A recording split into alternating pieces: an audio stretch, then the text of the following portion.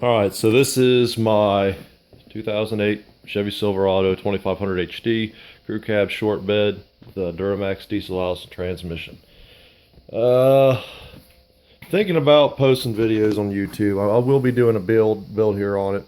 It's gonna take at least a year to do it, as much as I got planned for it. The whole goal by the end of everything being said and done is 650 horsepower. I want to keep it street driven. Also, I need to keep it reliable. I got my drag car I got to be able to pull. So, longevity, reliability is definitely an issue there. However, if I build everything right, 650 is nothing for the engines in these trucks.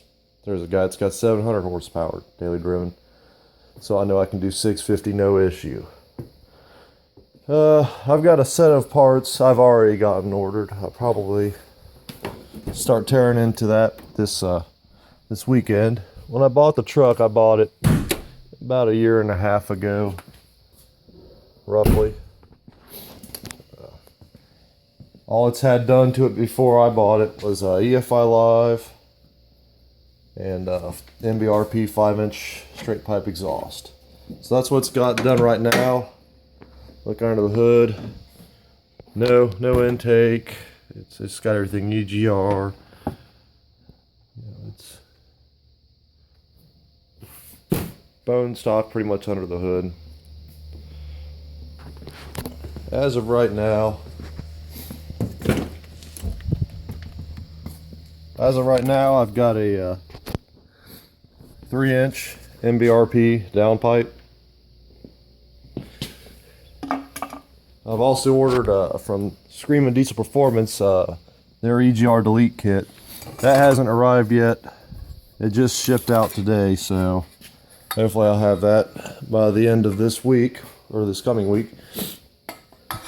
Then I've got my PPE race up pipes. We're calling them race just because the right side up pipe doesn't have the pipe that goes up to the EGR. You can buy it like that if you want to keep your factory EGR, but really them things are bad for your engine anyway. It's not worth a shit. So I really don't like the crap they're putting on diesel engines right now. Diesels right now are about where cars were in the 70s and 80s with all the emissions crap. The engines themselves, diesels, I mean, they're unbelievably easy to tune. The fuel economy is great and everything, but with the addition of the EGRs, the DPF, the DEF, it's proven to be kind of a hindrance on these engines. Government says it's good. You ask any mechanic or anybody that messes with diesels, they'll tell you otherwise. This right here is it's a plug. It goes in the back of the fuel rail. It's on the driver's side.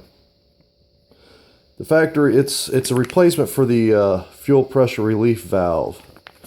As you can see, this is actually just a straight solid plug. There is no relief valve. Those tend to go out, especially if you're running a higher horsepower tune.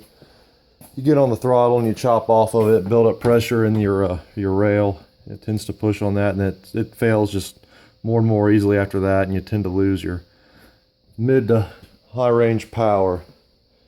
Done my research. Throwing a solid plug in doesn't hurt the engine at all. Guys running triple CP3s run that, no issues. This is my XDP aluminum fuel filter delete. Have to forgive me, my allergies are pretty bad right now. I've mocked up I've got a lift pump. I've got it mocked up. You can kind of see it right there. It's a Fuel Lab. I went with the 100. I'm going to regret that sooner than later. The 100 is good for about 500 horsepower. I found out online. So once I start really getting into this build, I'm going to have to step up to the 200, which it's no big deal. I'll do it. The whole goal and the whole purpose of me doing these videos is, first off, I don't like people having to build my shit for me. That's just, lame. I like to get my hands dirty and bust my knuckles on this shit. And, you know, a lot of people, you don't see a lot of LMM videos on Facebook, so, you know, I'm not going to have the most detailed videos, but, you know, I can at least give some advice, tell what I went through, what needs to be done. So, you know, hopefully the next couple weeks all this will be in. I haven't had a chance to really tear the splash guards out, but I've seen my manifolds before. The driver's side is especially the worst, the factory manifold. What it is, the manifolds, from what I've researched, the manifolds on these trucks, they clear the steering shaft with no problem. There's plenty of clearance. That's why you're able to run these. But what it is, those manifolds also went, you know, these engines also went in the Kodiaks and top kicks. Well, in order to clear the steering shaft and the top kicks, they had to put a pretty sizable notch in the factory manifold. And that's absolutely not necessary for the Duramax and any of the Silverados. So, you know, people talk about how much better these flow and how much better the engine sounds, everything. I'm not expecting too big of a change in the sound of it or the horsepower rating as of right yet. What I'm doing right now is just I want to build everything up around, because eventually I want to twin turbo the truck. So I want to build everything. I'm going to be building the transmission this winter. I'm not going to be one of those guys that says, "Oh, I'll build it after I blow it up." No, I don't feel like dealing with broken parts. Transmission's perfectly fine. I'm going to take good care of it, and you know, I'll build it this winter. You know, I got a little bit in mind with that, but that's at a later date. The biggest thing I'll be expecting with this kit, and it should be noticeable, the only thing is I don't have a gauge right now for it, is the EGTs. I mean, these are going to flow so much better. You're not going to have all that crazy amount of back pressure, you know, between that downpipe. It's phenomenal how screwed up that is, you know, the OEM was on the engine. So, you know, everybody says, "Oh, you know, I feel power difference," or "I hear sound."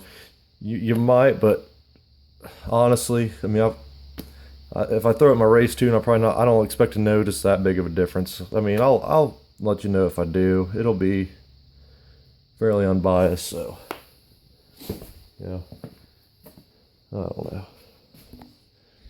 So that's my goal. You know, I know what parts I'm going to be putting on my truck. I don't need advice. I've done the research. I've built vehicles, messed with engines for quite some time now. Diesels are a bit new to me, but nevertheless, it's still an engine.